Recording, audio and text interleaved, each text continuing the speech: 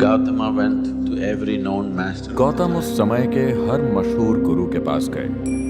उनकी बौद्धिक क्षमता और ज्ञान पाने की लालसा इतनी तीव्र थी कि जो चीज समझने में बाकी लोगों को सालों लग जाते थे वो कुछ हफ्तों में ही सीख लेते थे।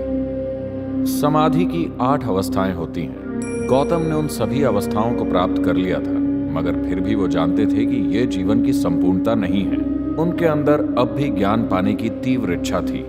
जब सारे उपाय बेकार हो गए तो उन्होंने अंतिम मार्ग का सहारा लिया, जिसे समाना कहते हैं। समाना साधकों के जीवन के सबसे मूलभूत पहलुओं में से एक ये है कि वो कभी भोजन नहीं मांगते, बस चलते रहते हैं, चलते रहते हैं। गौतम ने इस मार्ग को इतनी कठोरता से अपनाया कि वो उस दिशा में नहीं जाते थे जिधर भोजन मिलने की संभावना होती थी।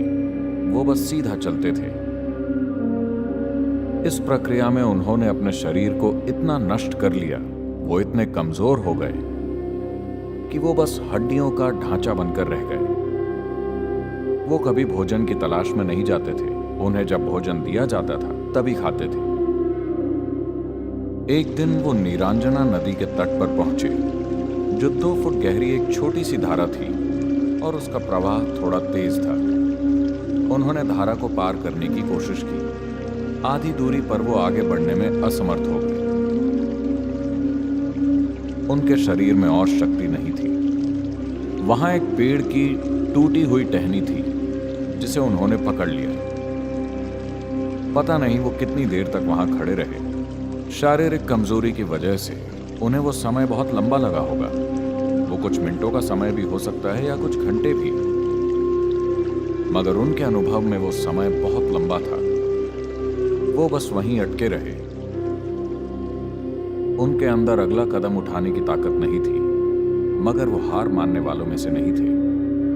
अचानक उन्हें एहसास हुआ कि उनकी समस्या ये है कि वो आत्मज्ञान को पाने की कोशिश कर रहे हैं। वो आत्मज्ञान को खुद के साथ घटित होने नहीं दे रहे, वो उसे प्राप्त करने की कोशिश कर रहे हैं।